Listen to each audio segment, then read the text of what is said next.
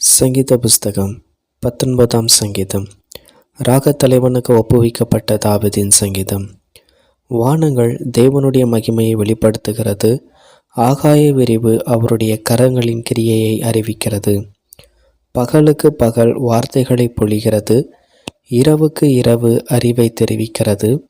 அவைகளுக்கு பேச்சும் இல்லை, வார்த்தையும் இல்லை, அவைகளின் சத்தம் கேட்கப்படுவதும் இல்லை.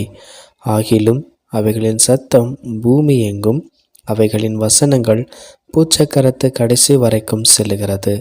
அவைகளில் சூரியனுக்கு ஒரு கூடாரத்தை ஸ்தாபித்தார்.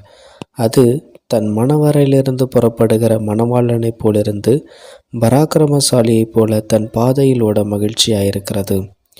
அது வானங்களின் ஒரு முனையிலிருந்து புறப்பட்டு அவைகளின் மறுமுனை வரைக்கும் சுற்றி ஓடுகிறது.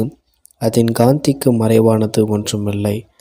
கர்த்தருடைய வேதம் குறைவற்றதும் ஆத்துமாவை உயிர்ப்பிக்கிறதுமாயிருக்கிறது. கர்த்தருடைய சாட்சி சத்தியமும் பேதையை ஞானியாக்குகிறதுமாயிருக்கிறது.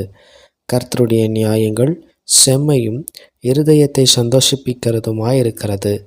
கர்த்தருடைய கற்பனை தூய்மையும் கண்களை தெளிவிக்கிறதுமாயிருக்கிறது.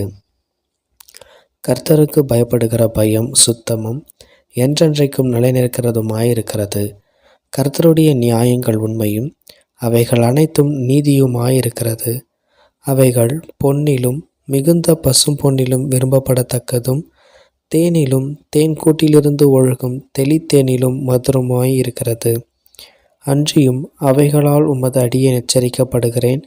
அவைகளை கை கொள்ளுகிறதினால் மிகுந்த பலனுண்டு. தன் பிழைகளை உணர்கிறவன் யார்? மறைவான குற்றங்களுக்கு என நீங்களாக்கிவிடும்.